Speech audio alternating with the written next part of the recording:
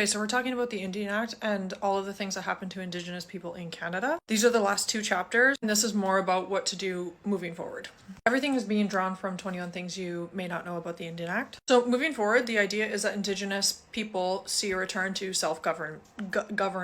The thing is, it's kind of weird because the government will be like, we're allowing you to go back to self-governance, but it should have always been that way. So it's an inherent right to Indigenous people to govern themselves, which is something that the Canadian government finally acknowledged in 1995. However, this does not include a right to sovereignty in the international law sense, which is kind of what Alberta is trying to do right now. They want to be their own sovereignty internationally recognized. But Canada has basically said, no, it'll be a nation to nation, but you will not be your own country within the country. And the goal is to include the participation of more Indigenous people in the Canadian Federation.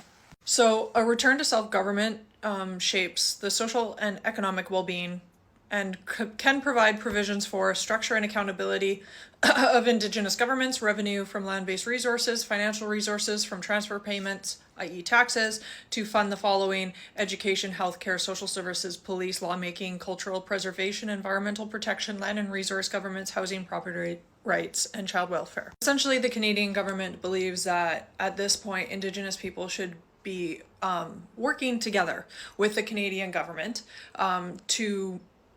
for the betterment of the country moving forward. So there's a basic example here in Vancouver. So Squamish took back a piece of land that's around the Burrard Street Bridge. And in BC, you have to go to the city, like you have to go to Vancouver and get permission to build high-rises or to rezone something, right? But the Indigenous Squamish people took back a part of the reserve and started building high-rises, because one of the problems is that there's not enough housing, and this is a way for Indigenous communities to take back and make money on their land. But also, Indigenous people are very again, socialist, not so much capitalist. So the idea is, yes, we want to make money because it's important to make money, but we also want to give back to our community and make sure that people have housing and they have adequate everything. So the goal should be to dismantle the Indian Act and return to self-determination, which is who your people are. Basically, Indigenous, up until this point, like even having a status card, having a registry of who is considered Indigenous, and that being determined by the Canadian government as opposed to the Indigenous community, that should be changed. Because we saw that registry and an Indigenous status as something that the government used to try and dwindle down the Indigenous population. So they would have their own rules, their own regulations about what it means to be Indigenous, what it means to be part of the community. That would be up to Indigenous people, not up to the Canadian government. So a lot of the conversation, even around this past election, was a lot of conservatives basically saying that Indigenous people should not like the Liberal government. They should be upset and vote for the Conservatives.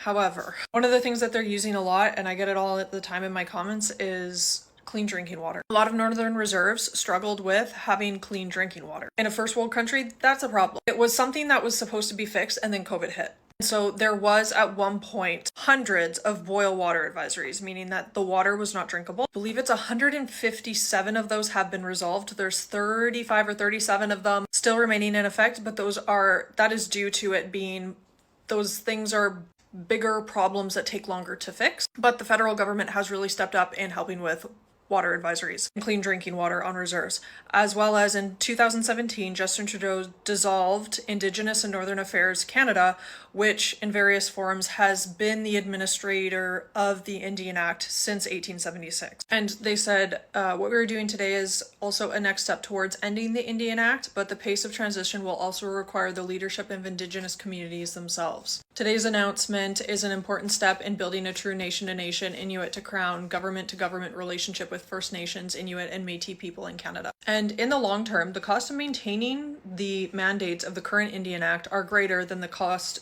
involved to dismantle the Act and provide the means for Indigenous communities to return to their former existence of self-government, self-determination, and self-reliance. So when they dismantled it, they established two new departments, a Department of Crown Indigenous Relations and Northern Affairs, and a Department of Indigenous Services. These changes are modeled on the recommendation of the Royal Commission and will be finalized in cooperation with Indigenous people. A lot of these systems, a lot of these things that were put in place were built on the premise of white supremacy. That the way that white people did it was better, and it should be something that everyone should inherit, everyone should do. Language is better, the way they build houses is better, the way that they do everything is better. That is the inherent system, of how we built essentially North America. Now, there's something that a lot of people have talked about, which is extinction bursts. Right before something is kind of bred out of society, there is this really big swell of the behavior. And they've talked a lot about this when it comes to patriarchy. And when you talk about feminist theory and patriarchy, you can see even in the quotes throughout the series from John A. Macdonald, they were consistently quoting that giving the right to vote to Indigenous people was taking away from the rights of white men. That is patriarchy, quite literally being quoted to us. There is this theory that there's an extinction burst, and that's why we're seeing this swell in this belief system or this pushing of white supremacy again. And we see that in the United States with their political party that's in power right now. What's important to remember is that North America, basically, say North America is this big landmass, they basically just put borders down and said, Indigenous people from here, stay here. Indigenous people from here, stay here. Indigenous people from here, stay here. And these Indigenous people down here are Mexicans. Mexicans are Indigenous people to Mexico. Then you have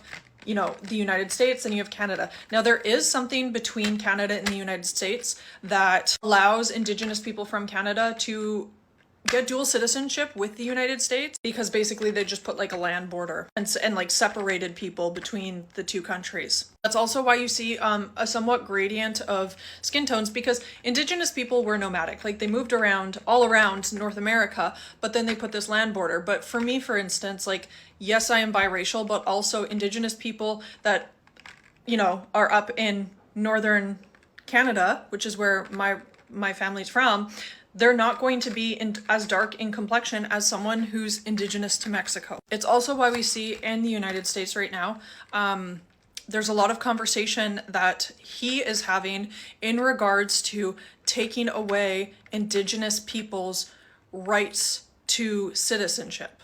So that's a huge issue, because this white supremacy culture is attacking Mexican people. And the problem is due to this gradient of color, due to this nomadic nature of Indigenous people, they can't tell the difference between someone who's from down here, maybe here, and Mexican people. So a lot of reserves in the United States have sent out letters to their band members to make sure that they have their status card on them in case they get pulled over by ICE. Now, this issue ties back into our political system, because Pierre Poilievre, the Conservative Party, was endorsed by the Orange Cheeto. And a lot of the rhetoric that is being discussed right now in the United States is the same rhetoric that created the Indian Act.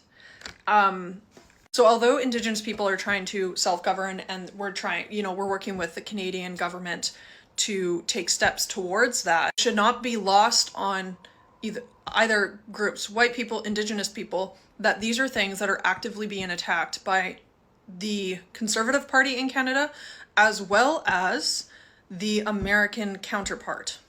I went to university for political science, and learning about the Indian Act and learning about these things is why I choose to have conversation about politics and race. It's a very hard conversation to have. It's a very nuanced topic. People feel very strongly about it. But I do believe that the more education we have around the topics, around the things that created the systems that we operate in today, can help us make changes to the system in the future.